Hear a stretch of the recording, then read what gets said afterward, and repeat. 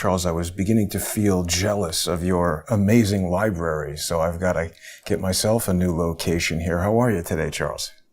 I am doing very well, Jason. Thanks for asking. I've had some house guests, and we're going to go to a different city in Malaysia today and check that out. The apartment's coming together well. My TVs are working. I've got to get some other equipment up to speed and working, but I got to say I'm very happy here. I've discovered that the restaurant scene in Penang is amazing. I mean, yesterday, three of us went to a place called I think something like a Pido or a Pudo in Gurney Plaza Mall, and it's a strange Japanese restaurant. It's not like your traditional what you're used to. In I can't see the screen that well, but it's APP something. It's APPI or APPUDO. It's the restaurant in Gurney Plaza, and it offered really a kind of a fusion of different types of Japanese food, and in a setting that was spectacular. And we ordered a tremendous amount of food, and the total bill was like $50. Wow. It was, Maybe they didn't realize you would become a spokesperson for the restaurant. Certainly looks good. Yeah, no, it's really fascinating. Very well presented. Ipudu, that's right. Yeah.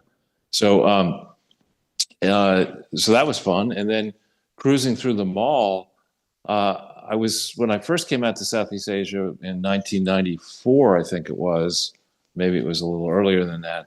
It was very uneven. You had to assume that you couldn't get, things in your size if you're big and tall like I am. And the offerings weren't that good. But now, my goodness, you could walk out of your apartment in New York with nothing and relocate here and get anything, virtually anything you want. Maybe not high-end, super high-end electronics, but you could get virtually anything you want here. At reasonable, probably for far less than it would cost you in New York. Did you go on an art safari? Not as yet. Although I did. What I have been doing is I used to collect antique maps, focusing on nations and regions of the world, and now what I'm doing is putting together a small collection of city plans of places where ancestors lived, where I lived. And I was able to find one a number of months ago in Bristol. It's a map from 1675. I think it's MI. If you put Bristol, BRISTTOL, and 1675, you should get an image of the map. It's by, I think the guy's name is something like, is it Millerd or something like that? That might. I don't know. Yeah, it should say in the description. I can't really read the screen, so.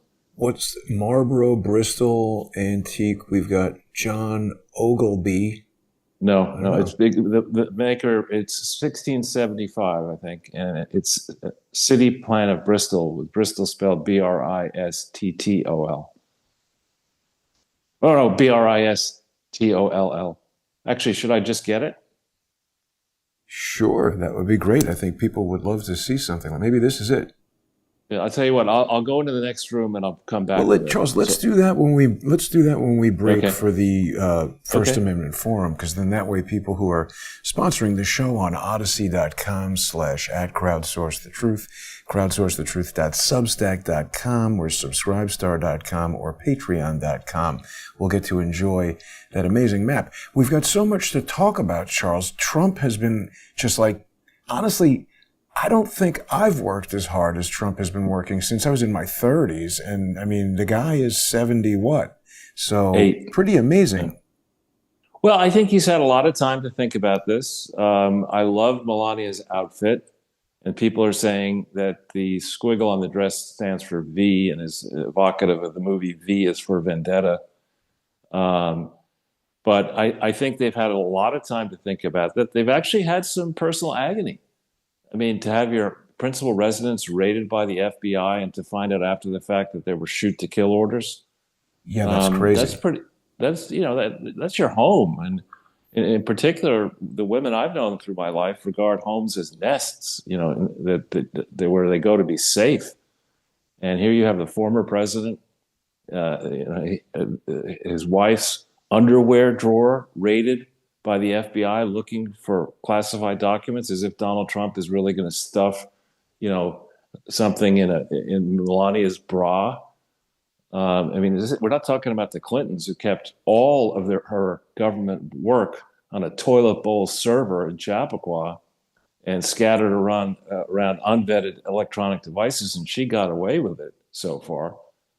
We're talking about mega billionaires who did, Trump did transfer power peacefully to Biden, and look how the Biden family behaved. And they had a lot of guilty knowledge. They knew from these pardons we see that Biden believes that the crime spree really accelerated on and after January 1st, 2014, because that's the timeline of the pardons. Then through Charles, the let date me of the interject pardon. real quick, because I think if you haven't seen this, it's worth showing. And it's Okay. funny because you know what? I'm not any kind of fashion anything, but the second I saw Melania Trump, I was like, wow. It had to be like meeting upon meeting upon meeting about that hat. And then I saw this video yesterday. I'm not sure who this guy is, but we should just watch this for a moment because it's hilarious. Okay. Now, wait a minute. Why don't we have any sound on this guy? Oh, that's sad. All that buildup and we've got no sound. All right. Well, there's something not connecting, but this guy does a little fashion review of Melania's outfit, and it's absolutely hilarious. I'll try to, you see, reconfigure everything every day, and it's a problem. Please continue. I'm sorry to interrupt and then not have the joke. That's okay. But so the Trump team has had a lot of time to plan this in meticulous detail. And we need to remember that Trump's core business, real estate development, is all about executing long-term plans. I mean, you don't build Trump Tower on a whim. You have to assemble the land, you have to get the approvals, you have to design it, you have to manage all the trades and the there's a lot of work you have to do. Then you got to rent or sell the underlying apartments and do all that leasing. So he's accustomed to executing flawlessly these long-term plans, and has had a lot of time to think about it. What I think the pundocracy, the idiocracy doesn't understand yet is they are the enemy of the people, and they are going to be prosecuted and disciplined and hounded out of existence. Take, for example, the issue of Joe Biden's pardons of his family and of unidentified people. And he had the gall to have a memo that basically said, I'm going to pardon staffers and this and that without identifying with particularity who these people are. You can't do that. And you can't, I hope and trust that the people who are currently working on the transition, and then Pam Bondi, once she gets it into the office as Attorney General, I hope they'll take the position that Biden didn't pardon people. These were pardons that were put in place by a committee who need to be identified outside the normal process, and they don't cover actual crimes that have been committed. So they're not lawful. They're not presidential pardons. I would take that position, and then I would hound these people, particularly people like Fauci. I mean, more and more is coming out now. There's something I just tweeted out to you, Jason. Somebody is alleging that they now have specific knowledge that it was indeed Fauci via EcoHealth who weaponized, who created the Wuhan virus with a specific purpose of killing as many people as possible. If that's true, if that is actually true, I mean, death is too nice a punishment for this guy. We need to bring back cruel and unusual punishment if that's true. And every single person on the board of EcoHealth Alliance at the time needs to be suffer severe penalties. I don't know if death is appropriate, but it needs to be severe because they fell down on the job. This idea that EcoHealth may have been used as a cutout by elements of the government under Fauci and others, and that the board would then have said, well, how are we to know? The government came to us and said, you have to do this. We're giving you the money for it, and you have to do it. I mean, that's bullshit. That's like the Nuremberg defense. I'm sorry. Every one of those board members needs to go to jail for at least 10 years, if not longer, and suffer amazing financial penalties. The proper response of the board at the time would have been to say, fuck you. We're not doing this, and tell us exactly what you want to give us the money for. And we're going to review it. And no, we're not going to create a virus that's going to kill millions of people. No, we're not. Certainly not going to do that. Please give us a list of all the people on the team who want to do this, and we're going to report you. If the FBI doesn't do something about it, we'll have major mainstream media will have to do something about it. The people are going to do something about it, but we're not doing this. Instead, they went along for years, filing false and materially misleading reports about what they were doing, and working with many people to shield Daszak and shield Fauci and shield the other people from an abomination. Laura Logan was right. This Fauci is megala, or worse. Yeah, maybe worse. If this is true. Yeah. I mean, I think his plausible deniability is that there's a lot of videos out there of him saying that they want to create a universal influenza vaccine, and that was the purpose of it, etc. But David Hawkins would say that that's a dual-use approach where it can either be a virulent virus or a vaccine, and they would have had this plausible deniability cover baked into the cake from the beginning. I'm not defending the guy. I'm just saying they're very tricky in how they put these kind of, intelligence operations together. It's amazingly sinister, Charles.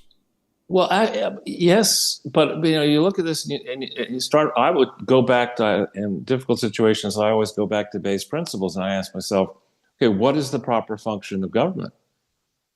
I mean, it's certainly not to set up this system where we're going to engage in activities outside the country for some reason, in a process where the person charged with doing this has been in power in this position for decades, is lining the pockets of himself and his family, is one of the highest paid people in government, paid above the level of a president, doling out billions of dollars of grants from which there may be kickbacks.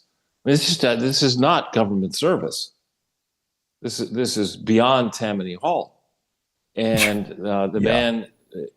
Everybody involved in this process needs to be hauled in. Their conduct needs to be understood, and if it has been criminal, harsh penalties need to be meted out to these people in a fair process, unlike the one that Merrick Garland spent 4 years carrying out against J6. I mean, obviously they need right to counsel. Obviously they need to see any exculpatory evidence. I mean, obviously normal standards of fair prosecution need to be carried out against these defendants. But I think a lot of defendants inside government and then inside the various companies who profiteered off this exercise, people who used foundations improperly, like most likely the Clintons and Gates and others, they need to go to prison. And in certain cases, I mean, if, as I suspect, the Gates Foundation is really just a money laundering and reputation enhancing exercise for Bill Gates, who meanwhile has investments in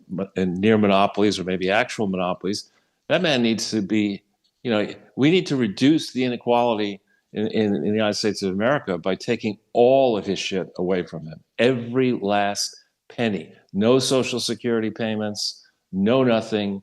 You're going to be turning big rocks into smaller rocks next to Bubba, and you're not going to get much sleep. Is what I think Bill Gates deserves. And the Clintons, same story.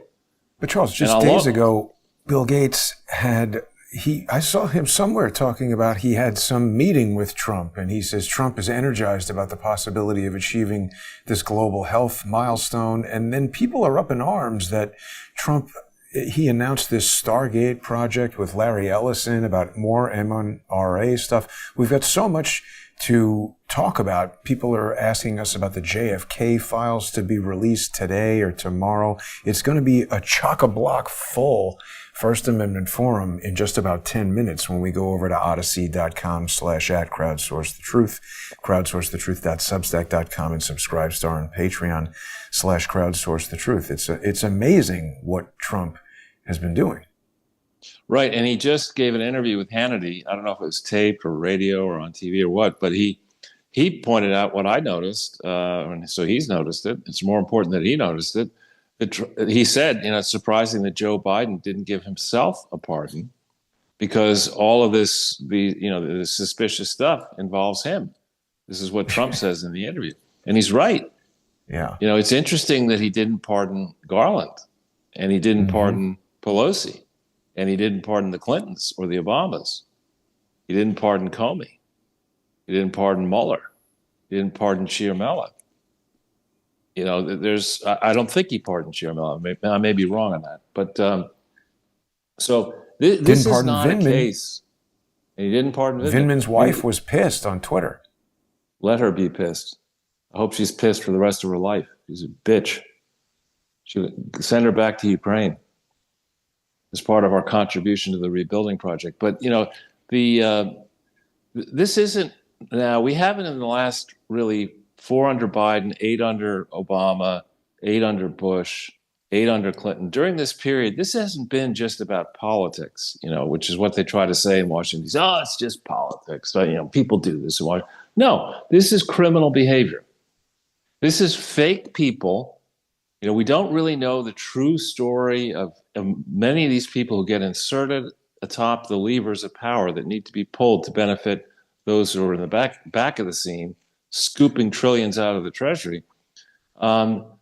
We don't really ever get the straight story on key aspects of these presidents' lives. I mean, Joe Biden, I hope history will not write that many books about him, but when they do, this man is a pathetic liar and loser who is identified as somebody who would play along, allow credit card companies and financial institutions to engineer the first financial crisis at the expense of the ordinary taxpayer, the ordinary employee. He's a man who fucked up every assignment he's ever had in foreign policy and domestic, every major initiative he's been wrong on. Nonetheless, the guy has himself 2 mansions in Delaware with his brothers, with his family, a place down in St. John in the American Virgin Islands. And who knows how much additional ill-gotten wealth these grifters have assembled. And he thinks he can, sail off into the sunset without pardoning himself and spend the rest of his time, chasing little kids into the shower and eating How much ice longer cream at the beach. Do you expect he'll actually even live? I feel like a lot of this is almost he's on a suicide mission. He knows he's not going to be around that much longer, or plausibly could stage his own death, and just he's kind of like, screw all these people. One quick thing back on Rachel Vindman. I hadn't actually seen this tweet. This is a Threads tweet or whatever.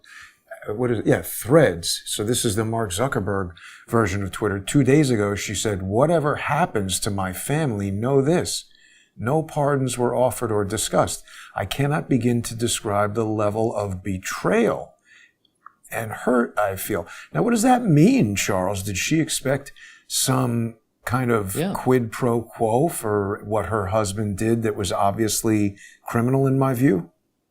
Well, it goes back at least to the George W. Bush selection of 2000. At the time, I was very much following politics, and I remember that the attitude of the Democrats was to immediately embrace unregulated globalism and to say, well, all right, Bush may be the president of the United States, but that's just one of many countries. We're going to control the world via unregulated globalism. We're going to get all into the World Economic Forum. We're going to create the global fund to slosh money around. And we're much smarter than that idiot Bush. So we're just going to go to a new level of grifting. And grift they did off of AIDS, off of the Iraq war and the Afghanistan war. They grifted to abandon it. And they did so under W. Bush, and then Barack Obama came in and decided to fundamentally destroy America with a shitty healthcare program and this Obamacare, and with a lot of awful precedents across the world, with regime change inside the U.S., destroying the system of law and order. So there's been a lot of damage done here, and people need to pay heavy prices. This can't be like the financial crisis of 2007 to 9, where no significant investors went to jail. A lot of people belong in jail. Nancy Pelosi belongs in jail. This Fedsurrection is not a laughing matter. It's deadly serious. It's more serious than a heart attack. What they did there, and your excellent footage that should be reviewed by true investigators in the FBI, what they did was they used government resources to try to thump Trump out of existence. They persecuted at least 1,500 people. They ignored the duties of the real duties of the FBI to protect our borders, to root out criminal elements. They allowed 300,000+ children to disappear via open borders. And then they took 1,500 people, four of whom I believe killed themselves. The J6 defendants, you mean? Yeah, there were suicides. 4, I think. And so this is not a laughing matter. You don't get to say that Sick Nick or whatever his name was murdered when he wasn't murdered. You don't get to do that and get away with it, right? And I'm not advocating the stormtrooper tactics that were used against the defendants to be employed against the people who bullied them in prison and bullied them from their perches as prosecutors. These people need to be, the crimes they committed need to be identified, and these people need to be aggressively prosecuted, and then aggressively sentenced.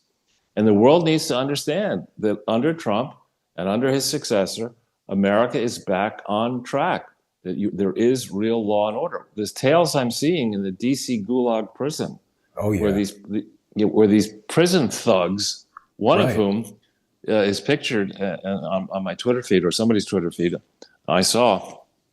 He doesn't even live in Washington, D.C. He lives in Baltimore, but he somehow has a job in Washington, D.C. That shit's got to end. You cannot be why can't he commute? No, you should pay taxes in Washington, D.C. And frankly, I think the experiment with home rule in Washington, D.C. has been a disaster. Washington, D.C. Needs to be, this mayor who is encouraging the D.C. Bowser. Yeah, she needs to be criminally charged. Yeah. It is not okay to do what these prison guards and prosecutors have been doing to people who were hardly as violent as the BLM thugs who have stolen countless millions of dollars and engaged in mayhem that you yourself videotaped. We walked behind Hawk Newsom and his girlfriend. Oh, yeah. In 2020, in May, I think it was, when they were advocating, pulling down the Columbus statue and a revolution. His girlfriend then got up. She's running for Congress. She said she's not calling for change. She's calling for a revolution to bring down the United States of America. Fuck you, bitch. Well, that's not lawful. They then met with Eric Adams. So we got to unravel that as well. Real quickly, before we make our way over to the First Amendment Forum, I've mentioned this guy many times. This is William Pope. He's Free State Will on X. And he is the guy who defended himself. He's a J6 defendant, him and his brother, pictured here, defended himself pro se, and they were never charged. They overcame the prosecution, and the United States surrendered to the Pope brothers, dropped the case pursuant to the motion filed by the United States Electronic Court filing number 388. It is hereby ordered that the motion to dismiss the indictment.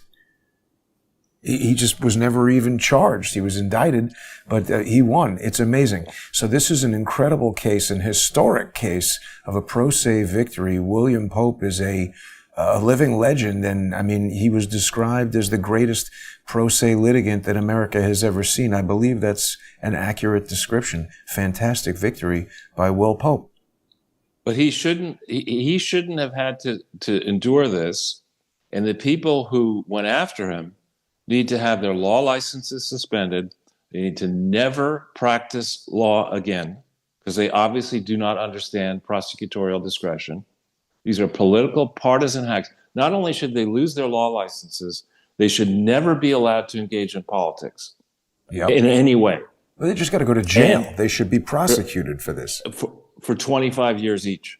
Something like that. I agree completely. So, Charles, we're at the end of our intro show here, and we're going to be continuing with this really gripping discussion. People can join us on odyssey.com/@crowdsourcethetruth, crowdsourcethetruth.substack.com, and subscribestar.com, and patreon.com/crowdsourcethetruth. I got to thank all the show sponsors. I got to pay for this, expensive, fancy loft here, Charles. So we need all the sponsorship I can get. And thanks to everybody who is providing it. We'll be back in less than 5 minutes. Stay with us.